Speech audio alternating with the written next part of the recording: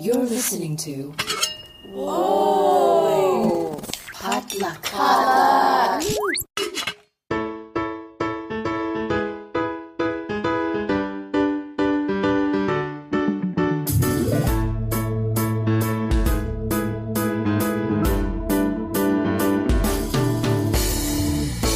And hey, welcome to Books and Boba, a book club and podcast featuring books by Asian and Asian American authors. My name is Marvin Yue. And I'm Reilly Yu. And we are here to discuss our June 2024 book club pick, Greta and Valdin by Rebecca K. Reilly, a contemporary comedy set in Auckland, New Zealand, about two adult siblings, Greta and Valdin, who find themselves stuck in both professional and romantic Arrested Development. And so the story follows their messy lives alongside their equally chaotic but closely knit family. As always, Books and Boba is supported in part by our listeners over at patreon.com/booksandboba. So if you'd like to become a bigger part of our book club as well, head on over. Our Patreon members gain access to our members-only Discord server where we discuss the books we read and all sorts of other things in real time, as well as our monthly bonus podcast, Boba Chats. So thank you to everyone who supported us so far, and we hope to see more of you there.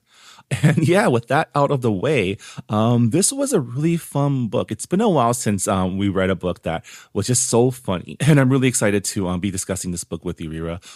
Before we get started, just a quick spoiler warning. As always on our book club discussions, we will be discussing Greta and Valdin in all its entirety, including all plot twists and reveals. So if you haven't read the book yet, here is your cue to hit pause and finish the book before coming back and listening to our discussion. So to kick things off, Rira, can you start us off with the book jacket description for Greta and Valdin? Yeah, but before I start with the book jacket description, I will say there's not a lot of spoilers in this book. It's kind of like a book of vignettes, but there are some plot points later on in like the latter half of Act 2 and Act 3 where you probably don't want to find out until you get to that part in the book. So like Marvin said, pause and then come back. But if you do not care about that. Yeah, something that we will discuss is just how interconnected. Like, this is a book where you keep finding new relationships between the characters that you've known for most of the books. So part of the fun of reading this book is discovering new connections, new histories, new threads between characters that you've already read about. So I think if you want the full experience of like discovering the tangled web of the Vladia Sayevich family, you should go in as cold as possible. Yeah. Okay, with that said, I'll move on to the book jacket description. It's been a year since his ex-boyfriend dumped him and moved from Auckland to Buenos Aires, and Valdin is doing fine. He has a good flat with his sister Greta, a good career where his colleagues only occasionally remind him that he is the sole Maori person in the office, and a good friend who he only sleeps with when he's sad. But when work sends him to Argentina and he's thrown back in his former lover's orbit, Valdin is forced to confront the feelings he's been trying to ignore and the future he wants. Greta, on the other hand, is not letting her painfully unrequited crush or her possibly pointless master's thesis or her pathetic academic salary get her down. She would love to focus on the charming fellow grad student she meets at a party and her friendships with a circle of similarly floundering 20-somethings.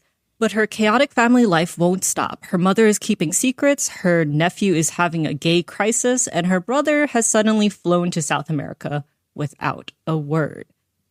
So as you can tell from the summary of this book, it's all over the place. It's very, very messy. Yeah, I had a lot of fun reading this book. And right off the bat, I think we should call out that the Vladisevich siblings and family they're a mixed family.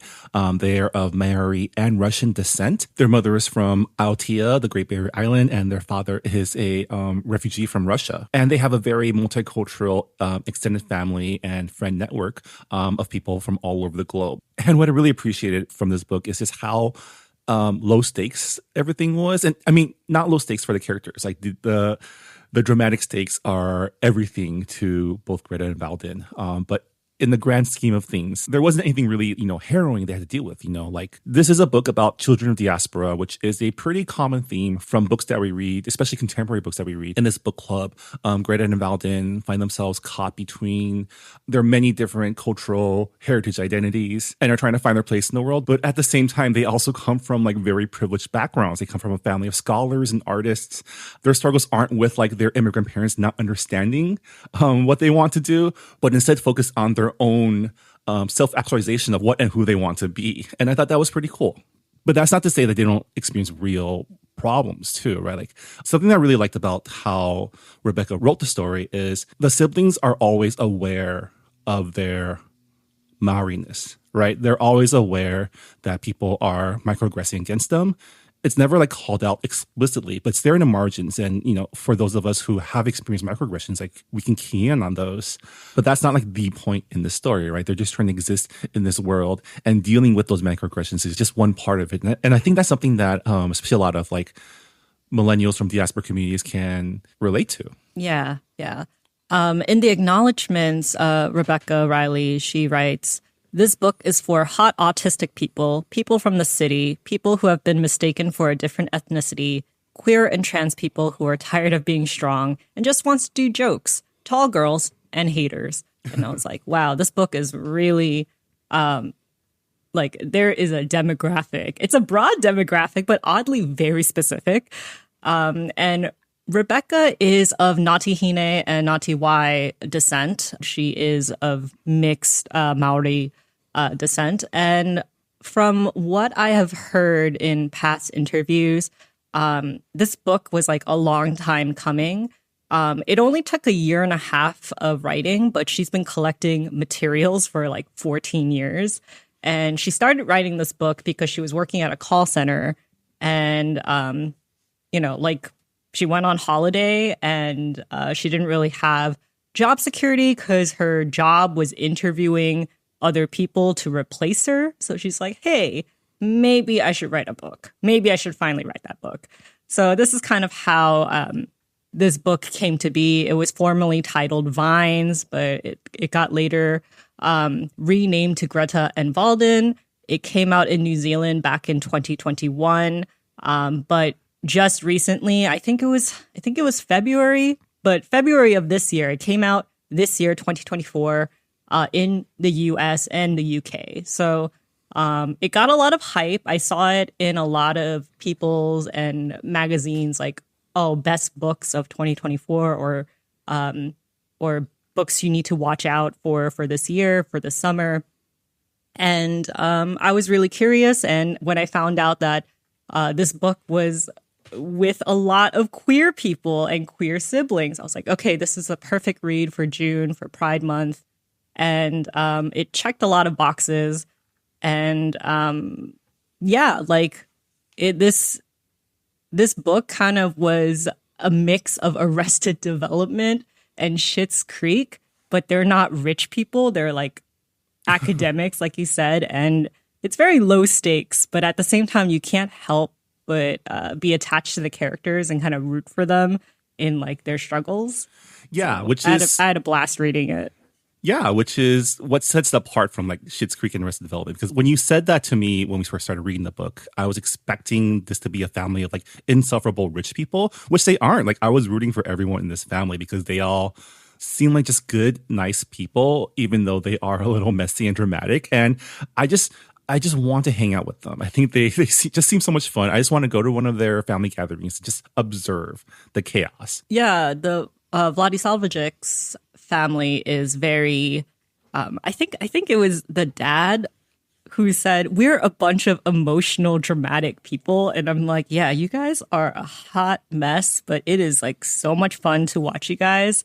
And what is it like? Casper? Was it Casper? Like they were like he has a quote in the book when they're having family dinner, and he said, "The first time I brought you round to my parents' house, I told everyone to act like regular people, and V threw the remote out the window so no one could change the channel from Eurovision, and a squid had exploded on my dad at work." And I'm like, this family, like, I was like, oh my God, I wouldn't want to have a family like that, but I would love to be invited to family dinner where the family is like that because it just sounds so entertaining. Yeah, and it's a big family, and this book is it a big family? I feel like it's not. It's very small and nuclear because let's go down the line. So you have Greta and Valdin, who are siblings, and they're both queer. They don't have children yet. You have Casper, who is their older sibling, and who has a daughter and a teen son. So that's like 7 people. And then you have the grandmother, the grandfather, and then you have the dad's brother, so the uncle, and then the uncle's husband. Yeah, I mean, I guess it is like a semi-large family, but when we think of Maori families, I guess, like, there's a joke in the book where Greta is like, yeah, we're like the only Maori family without cousins. And I was just like, yeah, that is kind of true. Their family is very like insular in a way. And we'll get to this later on in our discussion. Everybody is kind of tied to each other. And I couldn't help but think, oh my God, this is like the Habsburg family, only they're not like entirely freaking related, but it really does seem more like a family wreath than a family tree at this point. Yeah, well, I mean, I wanted to bring that up now, if that's okay, which is yeah, that's like fine. Just the tangle of relationships that is that surrounds the Vladisevich family. Basically, how surprised were you when you realized that V's love interest was his dad's old roommate and the brother of his mother's ex-boyfriend? I was like, oh man, of all the people to fall in love with, it was a lot. I was like, oof, okay. But everyone kind of seems okay with it as well. So I'm like, huh, interesting. It's a very open family, right? Like, I remember there's this scene where was it V who like was disappointed that his coming out wasn't more dramatic like he would see on like TV? Or was it Tang? Or no, Tang didn't care that his coming out wasn't dramatic, right? It was Casper, and he was disappointed as a father that his son's coming out wasn't like what he witnessed as a millennial on TV, because he was like, oh, I was so willing to be like, like embrace him and have like a rainbow donation where, like we're like raising funds for underprivileged gay kids. And then, like I would proudly say at work, like, my son is gay, but it didn't happen. It was very anticlimactic. And I was like, this is so funny. Not knowing that his whole family was already like, cool with it anyways. It's like, yeah, it's not a big deal. Yeah. And if you think about it, I mean, this is a Russian and Maori blended family. And also if you take the brother-in-law's family, who is Catalan, like Spanish, but like they're an ethnic minority in Spain, right? Like similar to Maori in New Zealand, right? I was just like wow, Hawaiians so many. In Hawaii. And like the Russian side of the family, they're also they're also like part Jewish too. So I'm like, also a minority in Russia. But like when you think about those cultures individually, you don't really think about how like gayness, queerness isn't really widely tied to those cultures, I guess. Like when I think about Russia, I'm like, oh man, like being gay is like very dangerous there. And then like with Maoris, I mean, obviously there's some like patriarchal customs there as well. So I'm like, like coming out seems a little bit rougher in a way. I mean, that's like my like initial judgment on it. Yeah, I'm not familiar with Maori culture, and to Rebecca's credit, she doesn't dwell on what the Maori view on homosexuality is. It's not like an important part of the story, so I can't really say much about that. But definitely, like, this is the queerest family that I have seen in literature in quite a long time. So Vlad and Greta's father, who's also named Valdin, but he goes by Lynch, they were moved out of the country by their father, Vlad, partly because of like escaping the Soviet Union and partly because he was worried about his other son, Tony, Anton, who was gay, right? And was worried about how he would be perceived if he had stayed in Soviet Russia. So I think that was cool. I thought it was really cool that we got like a refugee story in this book, but it wasn't like the type of refugee stories we usually get, which is like, Southeast Asian or like Middle Eastern, like people escaping war. But it was still, people escape countries, people leave, people become refugees for a lot of different reasons. And part of it is just like, it all stems from looking for a better opportunity of finding safety for their families. And I really like that we got this type of refugee story about like this family of academics. Yeah, and I thought it was really cool that Greta and V like did not know that their family like their grandfather was a refugee and that their uncle and their father had that experience of being moved. I mean, they kind of had hints, but they like didn't really know like the full story. And I'm like, that's like the most immigrant part of this story. Surprise. Yeah, I mean, I think Greta kind of knew because she studied the history. V was the one left in the dark because he, growing up, he was kind of the more like he didn't really think about family stuff as much. He was kind of more, like he has his own issues. Like yeah, and then Casper was like, "Well, duh. Why do you think like we're Jewish Russians? Why do you think we're here?" Right? And it's like we're Jewish. We didn't know that. Like it's just like one secret and after another, and I was like, "Wow." And I think that's really like that's relatable as like a child of immigrants who like different siblings know different things because you only discover these things by talking to your parents, and your parents never. I don't know about your families, but like it's been a while since we've had like a family discussion. It's always just either myself or my brother talking to one of my parents and like learning things, right? And then we like compare notes somewhere down the line where we're like hanging out.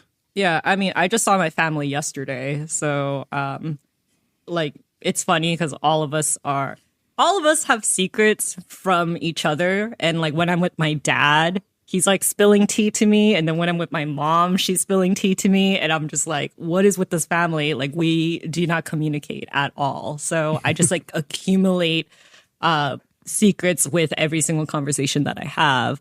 I mean, like, what was like the most recent secret? Oh, yeah. Like, I found out that like I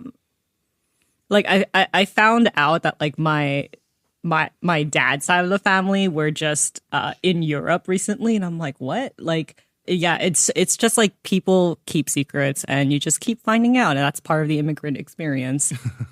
But also, like, this book, obviously, because it switches from Greta and V's perspective, this book is a lot about siblinghood and living with your sibling and kind of that dynamic.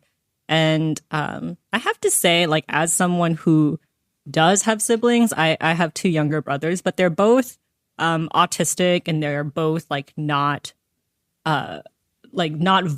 vocal about their emotions, and I don't get to see them as often as I would like. So I was like, oh, like this sounds really nice, living with your sibling and watching like TV shows together and bonding and judging each other on your bad romantic decisions. like in a way, like even though like their relationships are kind of like all over the place, like I really was envious of just like how much love and support V and Greta had for each other. So I don't know about you, Marvin, as someone who is an older brother. And well, the relationship between brothers is kind of different than like if it was a brother and sister too. I have lived with my brother before, and oh, not you that have? It was, okay. Like, and it was definitely interesting, right? Like, especially since we're both close in age too. So like, there's a different dynamic than like, because I believe Valdin and Greta are like they're separated by quite a few years too, right? I think so. Yeah, I don't know how many years. Like, it sounds like maybe like 5 at least. Yeah, because it sounds like V had a conscience when Greta was born, because he was like, I want to name her Eevee after my favorite Pokemon. And I'm like, that's not something that, like a 3-year-old will think. You need to have a little bit more years on you. So, yeah. Yeah. I mean, speaking of the dual POV structure, at least mostly dual POV, we do get some surprise POVs in the final act of the book. But did you have a favorite character to follow, or were you like into both of them? Because usually with the dual POVs, I find myself gravitating towards one or the other. Personally, I think I enjoyed Greta's chapters more because her chapters were just way more chaotic in a way that I found fun. Valdin's chapters were chaotic in a very stressful manner. I really like the siblings POVs. I would say fairly like equally. I could relate to V and his OCD-ness. I don't have OCD, but a lot of like my anxiety disorder, there's a lot of overlapping of us like catastrophizing everything and like coming up with like multiple scenarios, and how like one little thing that changes your routine or plan can really just like derail you. So I found that relatable, and also like Greta and her, like there's a scene where she goes on a date with a straight guy for like some freaking reason, and she's just so disappointed, and she's just like, man, is this like what dating is like? And I'm like, listen, girl, like we just tolerate straight men, okay? Like if we could just date women and be like okay with it, like in all levels, like sexually and just like emotionally, yeah, like we would go for them. Unfortunately, a lot of heterosexual dating is like this. It's very the bar is very, very low, and she has like a lot of very fun jokes as well. I think both of them are very self-deprecating and have a very specific type of humor, very very, very self-aware. So I had a lot of fun like reading both of their POVs. I didn't really prefer one over the other, but I will say in the beginning, it was really hard for me to differentiate the two POVs. I mean, other than like the OCD-ness that would emerge from V's POV, but it was like, their voices kind of sound very, very similar. I wonder how it's gonna like differentiate later. And I don't know if it differentiated a lot, but then I was like, okay, well, they're siblings and they're both queer. I feel like there's gonna be a lot of overlap anyway, so I kind of went with the flow. And they kind of go on their own journeys too, so it got easier to kind of split their stories in a way, split their voices in a way. But yeah, long story short, I did not have a preference for one POV over the other. That's interesting because I found that like the difference between the two POVs is just the tones, right? Like Greta is very forward looking. She's looking for like, she's trying to find her place, but she's trying to find what's next. Whereas Valdin was very like, he just had, I guess, a breakup, right? Or a pseudo breakup. I mean, yeah, their character developments and character arcs are very different, but I'm talking about like, I'm talking about like tone and dialogue and jokes and like, I mean, this is a difference in opinions, but yeah, I guess, I mean, it does make sense that they have a similar sense of humor. I think the whole family kind of has a similar sense of humor, especially between the siblings. I think part of it also is like self-deprecation it's a defense mechanism, right? Like, especially if you're someone who feels marginalized, like making fun of yourself is kind of the easiest way to not fit in, but like to approach social situations. And you know, both siblings are similar in a lot of ways. Like they're, because of their Maori heritage, they're taller than most people, right? And they stick out more. And I did enjoy the humor about how, like, whenever they brought up like how their height affects how people see them, because as a tall Asian myself, like, and I'm sure I'm like not as tall as Greta or Valdin, but like this world is not built for tall people sometimes. I mean, and I'm like, I'm not super tall, but sometimes the world feels, especially when I go to Asia, the world feels real small. I mean, like going back to their humor, there were just like some lines where I just like straight up cackled or like snort when I'm like reading, and that's really rare for me. You know, sometimes it'll be like an inner LOL rather than like an actual laugh out loud moment. And, you know, like both V and Greta have those moments, which is why I think, you know, their tone and humor are very similar. Like there's a line where Greta says, his shiny hair, the color of sand on a beach that isn't a black sand beach. And I'm like, why? Like, why is this so funny to me? But it is. And, I just love their sense of humor, which, definitely was inherited from their dad, I think, because their dad is also pretty hilarious. Yeah.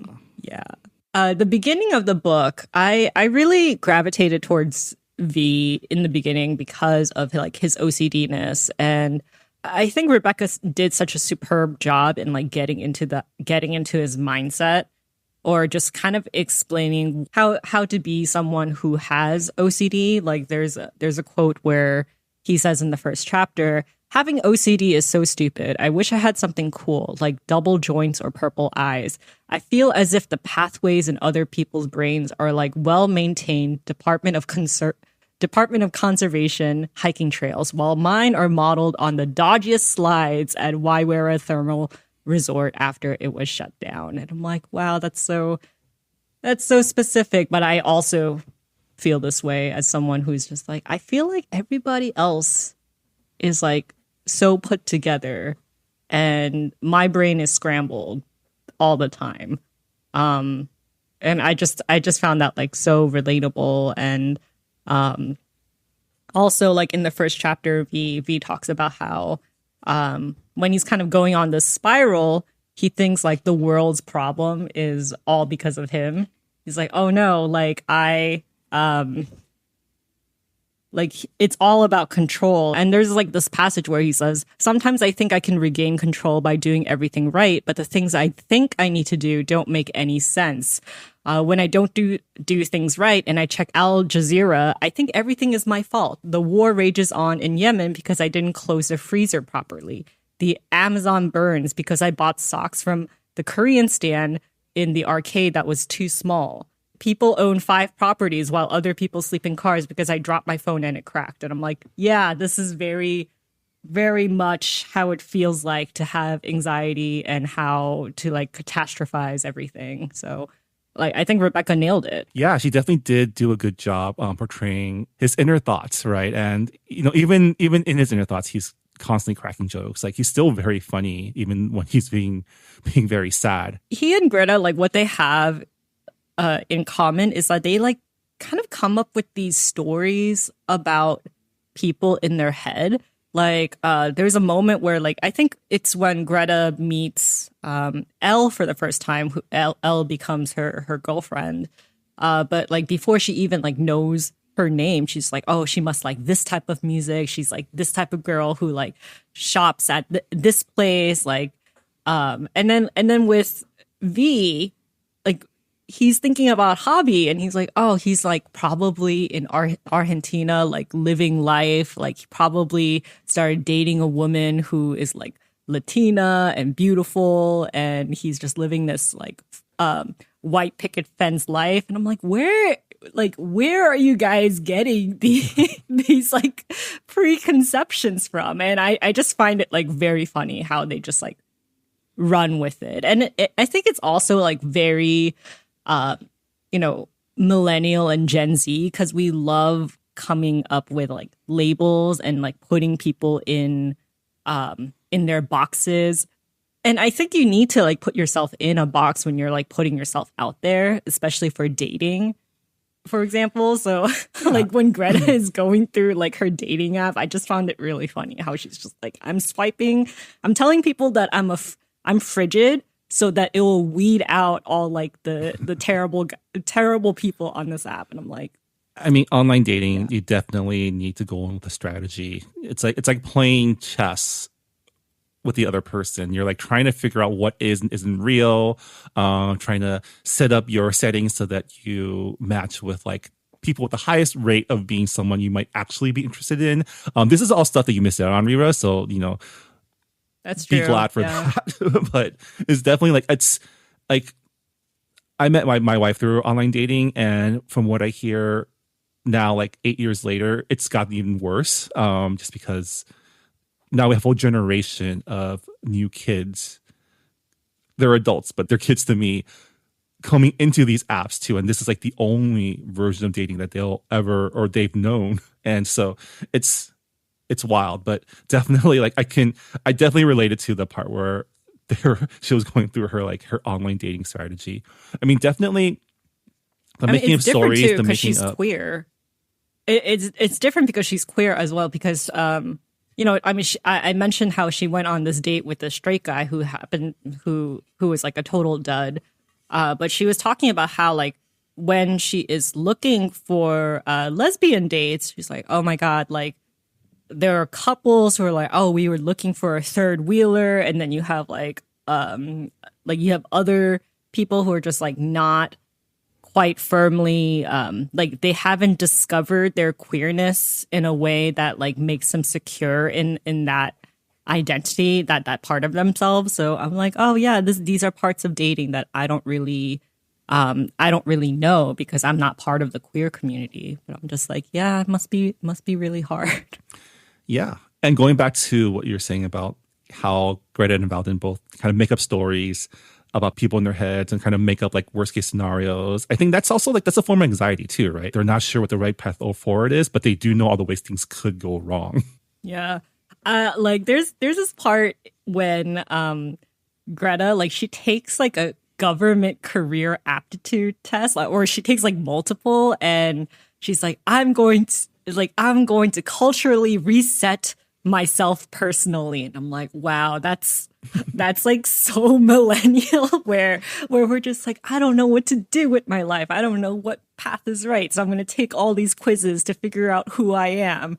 And I'm going to remake myself, transform myself to be the best version of me. And it just like doesn't work out. And I'm like, yeah, that's life. I mean, part of it is that she's like the only like Russian literature grad student left in her entire department, right? So definitely like she kind of feels like maybe she's not in the best field going forward. But at the same time, if you're the only one, you get all the resources, right? I mean, I'm sure that's not how it works, but I will say, as an American reading this book, I was like, what the fuck? What do you mean you get student allowance? What do you mean you get paid as a post-grad like helper? Like, what do you mean you have like all these resources? And then I'm like, it's New Zealand, okay? They're a small ass country and they have better programs than in America. I mean, you do get paid for postdoc. It's just not much.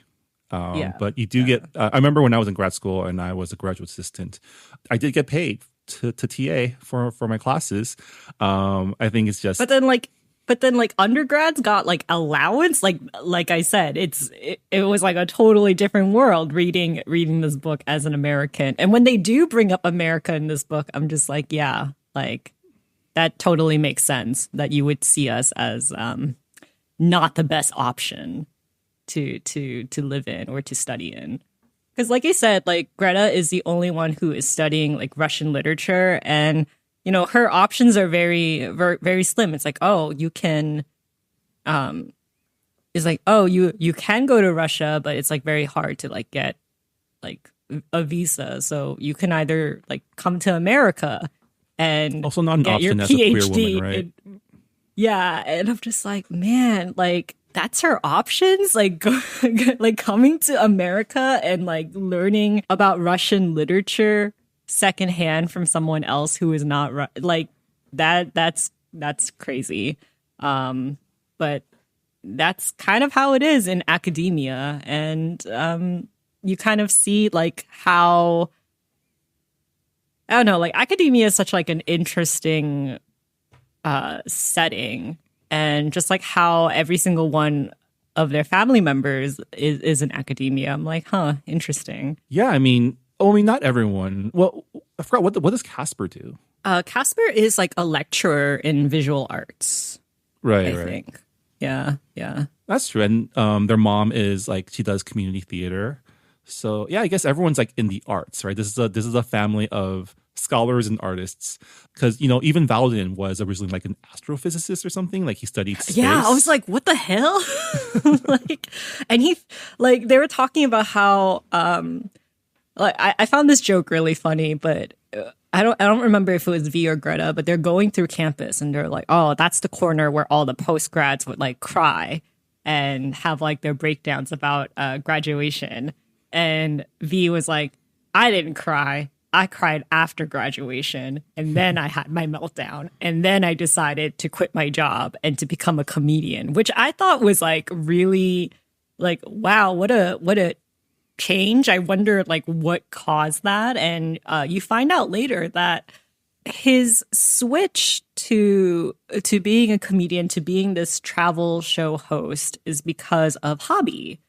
Because Hobby had kind of like opened his world, and in his speech, in his like marriage proposal, I think, or in one of his like romantic monologues, he talks about how he was pretty much nonverbal. He was pretty much mute. He's like, I didn't know how to like talk to the bus driver to like let me on. Like, I didn't know how to order bagels at a bakery without freaking out. But you like taught me all. You like opened up my world, and I just couldn't picture myself being in a job where I was at a desk and just going through numbers when there was this whole other world out there, and I didn't want to feel safe anymore. And I was like, wow, that's love.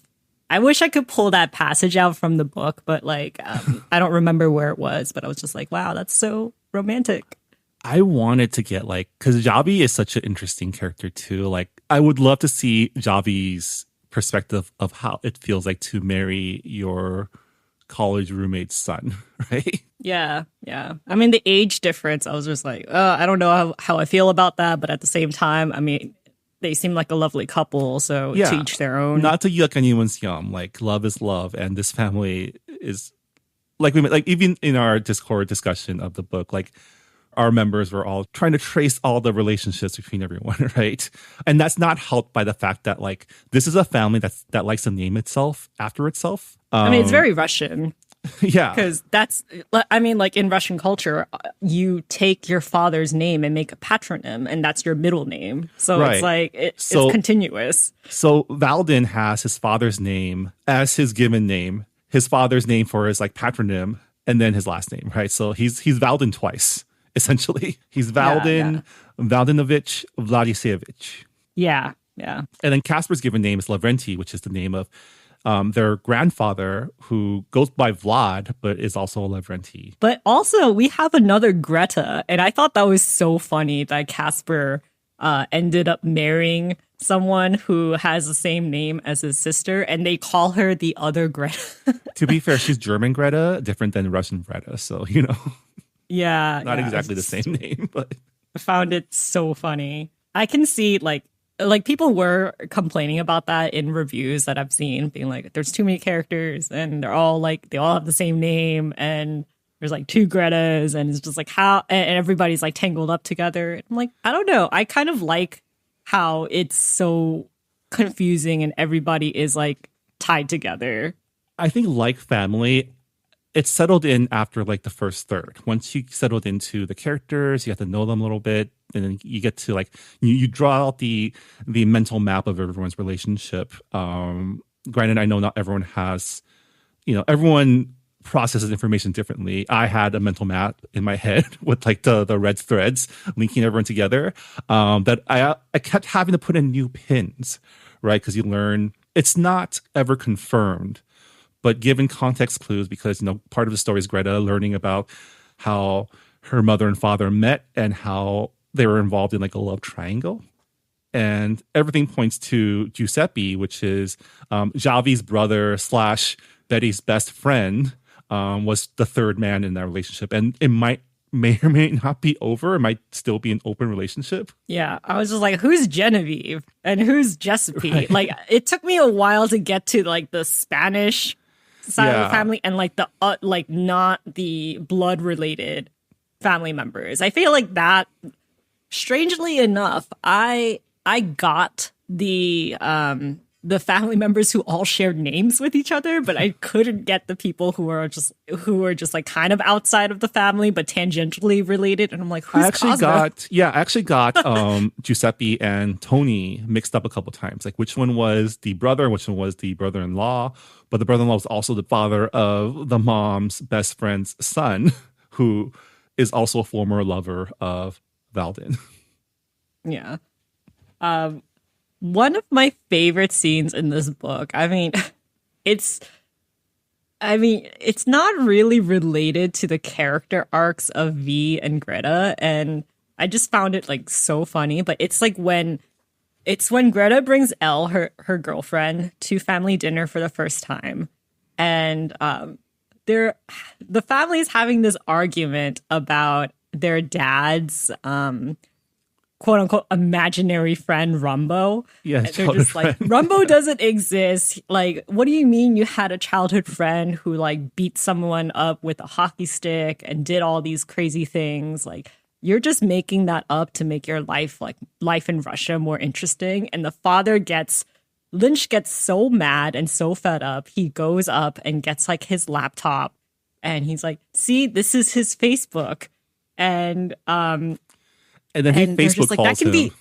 Yeah, it's like that could be anyone. And like that's not like his name's not Rumbo on like the Facebook profile. And then he like proceeds to call his friend who ends up being who's like a truck driver in Europe. And it was just like I was just like, it's such a weird moment in the book where I'm just like, where is this going? But at the same time, I'm here for the ride.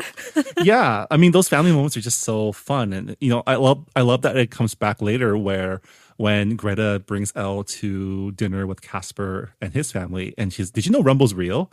Casper's like, no. Then it's like, yeah, we talked to him, and then Casper was like, I don't believe this. Like, I still don't believe this. Well, also like her dinner with Casper, like it started off as a mess too, because Casper's wife, the German Greta, like she was like in a car accident, so he had to like go pick her up. But he needed someone to like drive the other car, and Freya, his daughter, is sick, and his teen son Tang is like somewhere and he doesn't know where he is. So like pretty much like Elle is stuck alone babysitting Freya, and it's like, you just met this girl. Like, this is your first time meeting the family. And they're like, oh, by the way, just take care of our kid for like 40 minutes so that we can handle this family emergency. Nice to meet you. And I'm like, wow. That was great. When I found out that one of the last few chapters included an Elle chapter from her point of view, I like ran to, because I was all half listening to this book on audiobook since I had a lot of drives this month. I ran to the audiobook to pull up her chapter, because the audiobook narrator actually does all the accents, like for all the characters, the Catalonian, the New Zealand, and the Scottish and Irish accents too. And because I've actually been consuming a lot of Scottish content recently, surprisingly. So like I know I can read like the Kennys and the Dines, but like what it sounds in my head will never compare to someone actually doing the accent. So I really enjoyed that chapter on audiobook. Yeah, I do love how the other languages don't get translated in the book. It's just like, oh, like you either know what they said or you don't, and you just kind of roll with it. And I'm like, yeah, that's kind of how it is when you're like second gen and your parents are immigrants and they speak like the mother tongue like fluently, and you're just like, I kind of understand, but also like I like don't know all of the vocabulary. So I was just like, oh, it kind of captured that weird gap in a way in terms of like being bilingual, but not really. I thought like this family has a lot of messy history. I keep saying messy, but they are a messy bunch. I was really surprised by Casper's backstory on like how he was a teen dad, and then he like ran away to Moscow, but then he didn't know that he had a son, and then it just like became like really, really entangled. And I'm like, huh, okay. No, he did know So he had a son. He left the son with a caretaker and didn't know that the caretaker passed away while he was gone. yeah.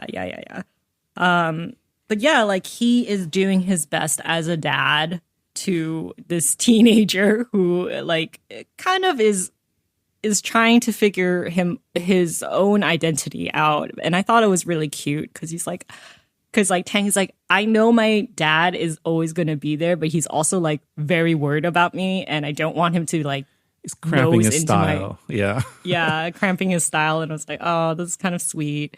Yeah. I really appreciated just like a lot of this book is about their like messy Russian side. But the book also like is constantly reminding us and the characters of their Maori side too, right? Like it's not like I mentioned, it's not overt, but one of the reasons he became a single dad was because the mother's family wanted nothing to do with a child born of like quote unquote dirty blood, right?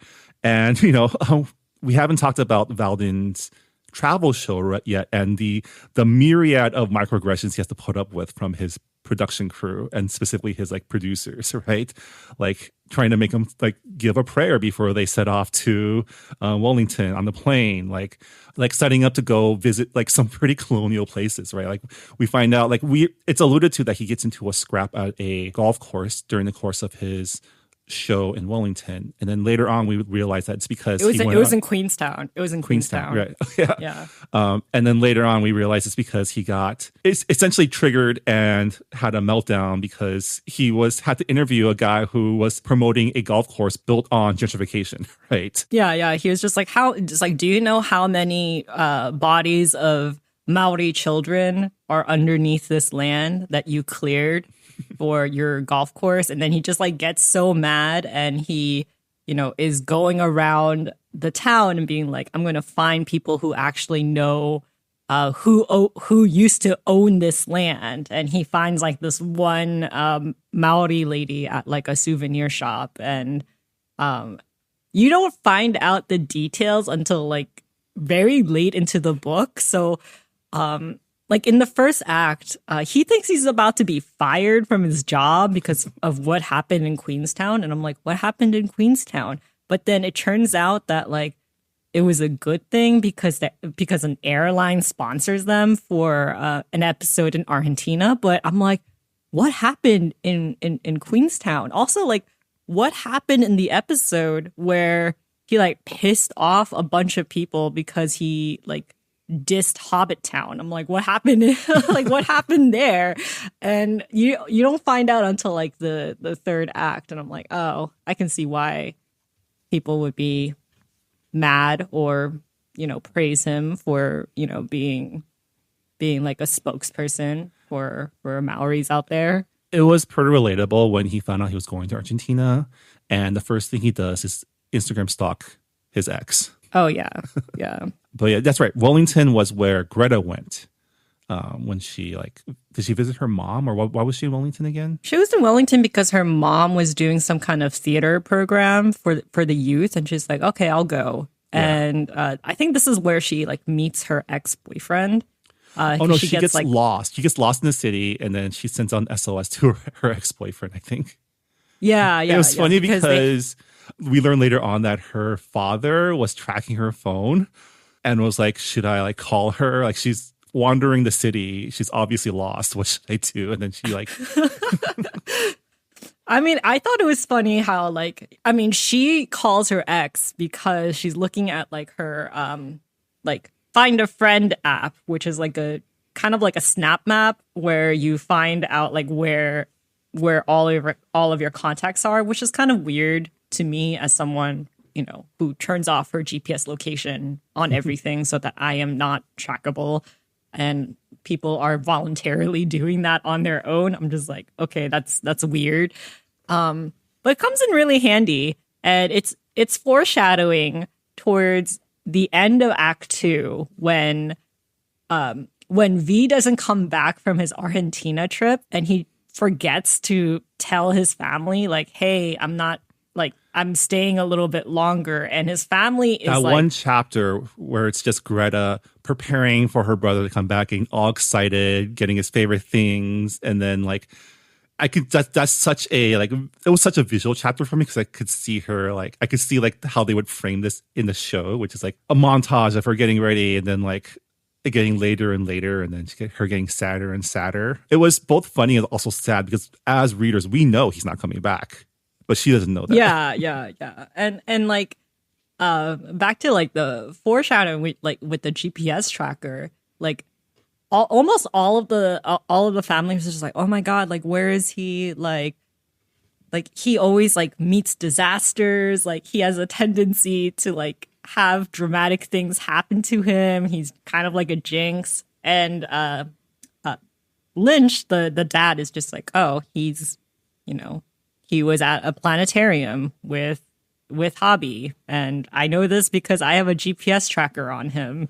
And and it's like, so people should just, you know, let him be. And I'm like, wow, what a anticlimactic way to find out that your son hasn't been kidnapped by drug lords in South America. Lynch is just the chillest dad. Like he's just although he's not that chill. I love that. So one of the final chapters, we get Casper's perspective at Valdin and Javi's wedding. And it was like he has a heart-to-heart with his dad for the first thing because like they had the most strained relationship because again, like because Casper ran away as a kid and never really like they haven't talked about it, right? But throughout the entire chapter, they keep accidentally touching this trellis that Lynch painted for the wedding for some reason. Like no one knows why. I think Betty was like, I don't know why he prioritized painting this trellis over everything else we need to do for the wedding. It's such a dad thing to do. I'm sorry. Like I've seen so many TikToks of like wives being like, oh, I told my husband that we're having like a party or we're having guests over and they're like mowing the lawn instead of helping me like like helping me clean the house. And they're always picking like these random tasks to do that like does not like help out in the end. And like throughout the chapter, everyone's like accidentally touching it and just like, I need to wash my hands. Like, I don't know why I did this. I thought that was my laugh out loud moment was the just this visual gag of like this recently painted trellis that like, I think it encapsulates the chaos of the Vladisevich family, right? Yeah. And one of my favorite scenes in the book was when Tang comes out and he's at Greta and Valdin's apartment, hoping that he would be able to talk to V. And like Greta is like freaking drunk because she just went to like a karaoke party with Elle. So Elle's there too. And you know, Tang is talking about like his like ex-girlfriends. And he's like, I went out with them all at once. And Greta's like, you went out with them all at once? And he's like, yeah, like that's like normal. And she's like, I knew that we shouldn't have sent you to private school in like a suburb where, you know, girls are named like Daisy or whatever. And she says at one point, he looks too exhausted for someone who was born the same year as Facebook.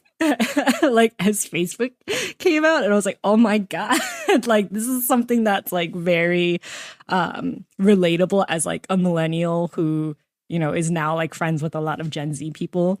It's just like, wow, you guys are going through a lot. And also, Tang comes out as a monogamist. He's just like, oh, and there's this guy that I really like. And Greta's like, you know, it's okay to be gay. And he's like, yeah, I know it's okay to be gay. Sexuality is like you can be fluid in your sexuality. I fucking know that.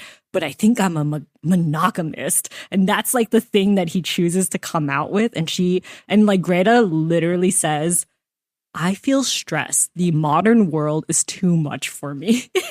And like, that was like one of my favorite scenes throughout the entire book. And I thought it was also sweet when, you know, Greta's just like, why were you looking for V if this was the issue that you were having? And he's like, well, like, I mean, romance aside, I'm having trouble with like, you know, having It's like, I think I have OCD. Like, I make up excuses so that I don't, use a red marker in class. I like have to do things a certain way and it's just spiraling out of control. And I wanted to talk to V and I was like, oh, this is like such a, it's like such a nice moment where, I mean, it's like very funny with like the story about like Tang coming out as monogamous, but also at the same time, it's like, oh, like I have someone in my family who has gone through this, who's going to be very honest with me. And he didn't hesitate to like go seek V out, even though V was in Argentina and was like, like I'm not going to tell you where I am because I'm like scatterbrained. But yeah, that was like one of my favorite chapters. Yeah, I mean, the central theme of this book is just the bonds of family, right? And even this like very irregular, very tangled web of both biological and found family. Like at the end of the day, they all love each other. They all want each other to be happy, and they're okay with like whatever form that happiness takes. And I think that's the the story had a lot of funny moments, some heavier moments, but a lot of really cool family. Like I think that the highlights of the book were all the family moments. Whenever the family was together and their banter with each other, just like how comfortable they are, just like being their messy selves in front of each other. I think that was really cool. Oh, I just remembered another scene that I really liked. I know I'm just like pulling out like random scenes that just, were like really funny to me. But one of my favorite scenes, one of my favorite chapters is when Greta gets confronted by Holly, her former crush. And Holly's like, you can't deny like what you feel for me. And it's like a very soap opera moment. And this happens like in the corridor where it's very public, and Elle is just standing there with her with like this oven cleaner that Greta like wanted to try. Greta runs away because she thinks that Elle is gonna like break up with her because like the optics of like, oh my god, like this other woman was holding onto my wrist and she's gonna think that I cheated on her and blah blah blah blah blah. And later on, we find out that Elle hit Holly with the oven cleaner and like freaking had to run away with one of Greta's friends, and they hide out in Greta's father's office. And he happened to be in like some kind of meeting with a grad student. He's like, ignore the fugitives. Like. This book had a ton of just really fun scenes like this, and like I don't, because I think we're both the type of readers who like we play out the things we read in our heads in the form of like scenes, right? Like I don't know how this book plays for people who can't picture these scenes in their heads, because they're just so like, I'm curious, like if you're one of those people who like reads differently than we do, like let us know how this scene plays out, because like for me it was like, it just reminds me of like those, and I think this is where the Arrested Development comparisons come in, because the best episodes of Arrested Development were in the third act, where everything that was set up in the first two acts comes together in a chaotic way. And the fact that they sought refuge in Lynch's office afterwards was just such like a funny, like how everything like come together. I really love that sequence also leads to a very heartwarming family moment between Valdin and Greta. Like, he's feeling guilty about leaving her hanging and not coming home when he was supposed to. And her coming home in tears is kind of his opportunity to kind of make up for that and be a big brother that she needs. And then the fact that like later on, he's like, as she's like sleeping and crying, I was like, I guess this is where I'm just living here until she wakes up. But then he's able to swap out with Elle later on, was actually really, really cool and sweet too. Yeah. Also, I think it's like a funny quirk that V's vice is like these really expensive skincare products. And when Greta is, like having her break down because she thinks that Elle is going to break up with her, he like, turns on the shower, like gets her like a fancy dressing gown. And then he's like, and then I pulled out my $75 body wash from underneath my bed so that no one freaking uses it, and I gave it to her. It's a worthy sacrifice. And I'm like, oh, that's how he's really sorry, because he's sharing his really expensive skincare with his sister. Yeah. Like moments like that is what makes this book for me. It's just the moments of just family. Like when the chips are down, the Vladisevich family comes through for each other. And I think that's a really cool, it was really cool to see in action so many times in the book. I think, like you said, that's when like the Arrested Development stuff and like the Schitt's Creek references come to play, because it's like, like Schitt's Creek and Arrested Development, it's like a rich family that is like going through all these shenanigans, but it's still about family coming together. And with Schitt's Creek as well, like I love the brother and sister in it. Like they're like so chaotic, and they don't have like the same relationship as V and Greta, but just love how like they're so supportive with like queerness, and at the same, it's just like because they're living together, they don't want to be alone, but they also want romantic love to happen to them. But it's like once they have like a partner, they have to leave, and they kind of don't want to do that. And I was like, that's sweet, Yeah, they are a little codependent on each other, but I think that's just that's just family sometimes, especially if you've never lived apart from one. How did you like the ending with like the letter to Javi's adopted son? I liked it. I liked that even though like it was a heartfelt letter, he still, it's still in character for him to kind of overthink and hedge a little bit. He added that little part at the end saying like, if I'm not around by the time you're 18, to please give Javi my love. I thought it was a nice way to show Valdin's personal growth throughout the story, right? Like when we first find him, he is kind of stuck in the past. He's thinking about the mistakes he's made, all the things that he's lost. And with this letter, we see that he's finally looking forward, right? Like in marrying Javi, in adopting Ernesto, he is now on a path of like looking forward to what's to come, being a dad. He'll probably be talking to Casper more about fatherhood and things like that. And I thought it was a really nice place to leave his story. And I do like how he has this common trait with Casper in becoming a dad to a son who, you didn't know for a couple of years. And thought it was also very sweet when V is talking to Ernesto and being like, oh, did you know that I used to be mute as well? And, like I had a very hard time articulating what I needed and what I was feeling, because I didn't really know what I was feeling myself. And just like the level of comfort and safety that he gave Ernesto, a kid that he had just met within like a couple of hours. Like, oh, this is very sweet. And this is coming from someone who, like I feel like all of those words wouldn't have come from a character who didn't have a supportive family like the Vladisalvijic. So, yeah, I thought having Ernesto as a character in Act 3 was a pretty good decision.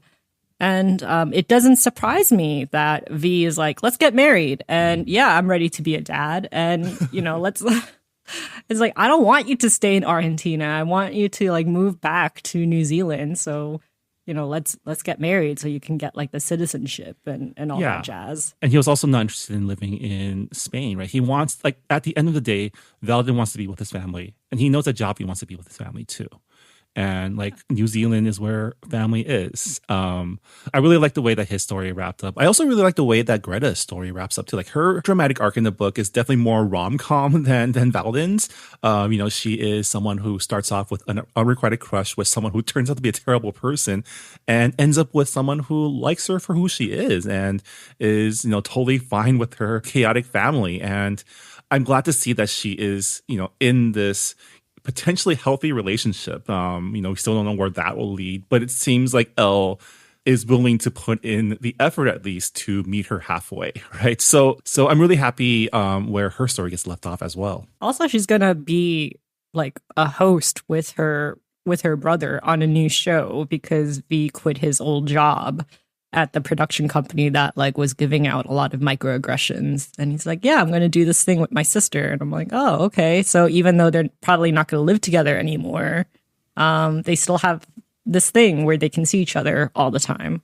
Yeah. And they're all still in Auckland. So I'm sure there'll be there are plenty of chaotic family dinners to come with now you have V and Javi's household. You have presumably Greta and Elle's household, and in the future maybe Tang and what was his boyfriend's name? Plan. Gay Plan. J Plan. Like I remember there was a pun to his name, and they're like Plan Gay. Yeah, it was Plan. Like it was similar to the words Plan Gay, but I don't remember his actual name. Yeah. I will end my thoughts with this quote from Greta, and I think it sums up her character really well. I don't always love to think about all the tiny pieces of me that add up to make a whole person. And I think this is like a very big theme in the book, like learning how to accept yourself, even though you don't love all the parts, all the messy parts that make you you. And I think the ending was really, really satisfying to me. It might not be the same for a lot of readers out there who probably, want something more concrete. But yeah, I just love how V and Greta, they are in this, more secure place now, where it's like, yeah, I know I still have issues and insecurities, but I know that I can get through this. And I thought that was a really great way to end the book. Yeah, I thought it was a great ending too.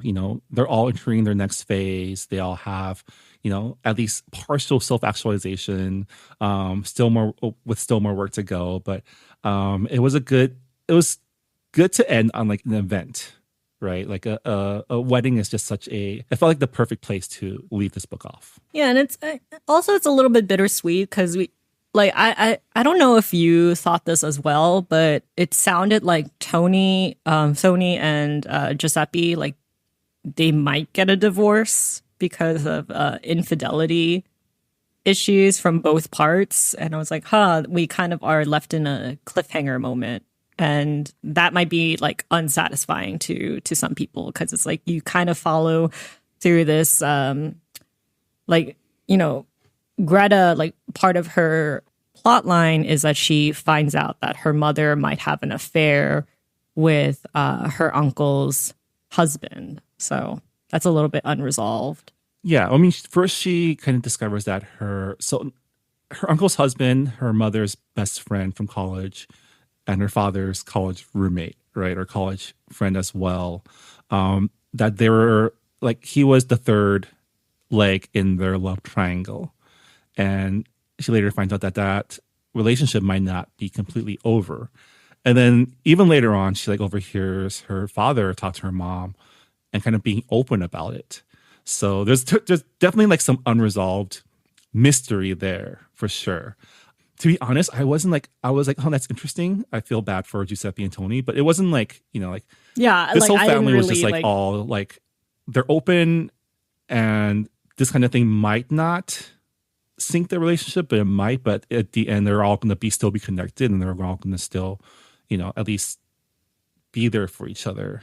But I mean, Giuseppe and Tony was such a peripheral relationship in the general central storyline that I didn't find myself invested in. So it definitely did not affect my enjoyment of the ending.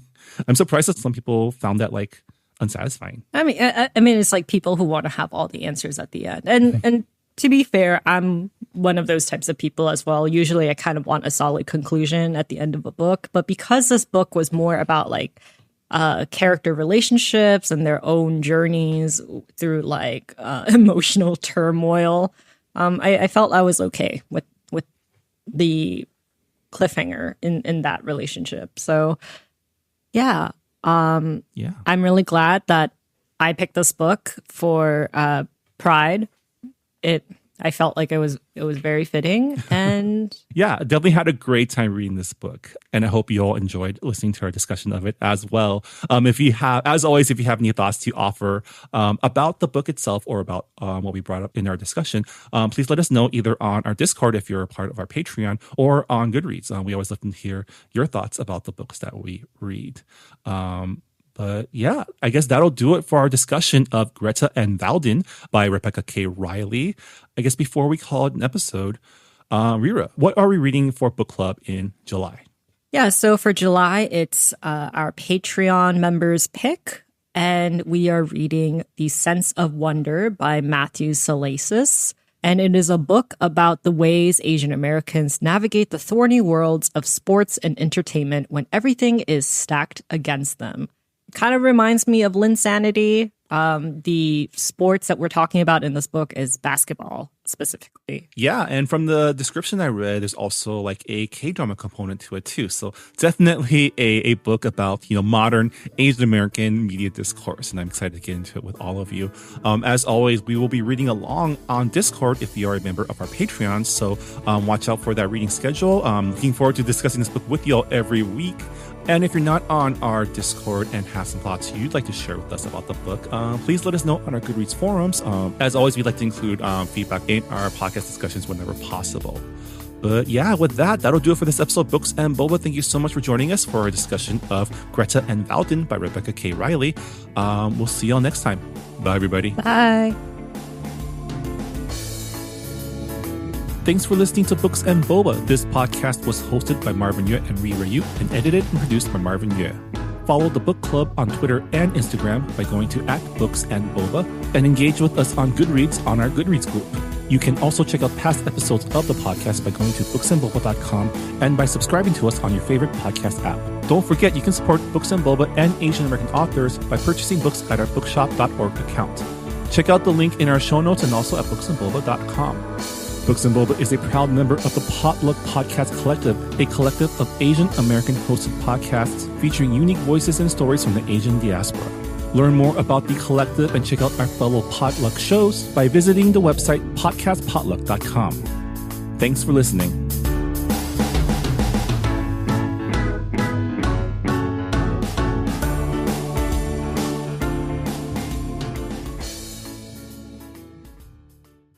Hey Brian, did you go to Saturday school as a kid? I sure did. Did you? Totally. Well, at our podcast, Saturday School, we don't teach a language, but we pass along the culture that we do know. And that's Asian American pop culture. Ada's a journalist, and I'm a professor and film festival programmer. We've watched a lot of great Asian American movies, and we want you to watch them too. Come listen to us as we look back at the pioneering films that have led us to today.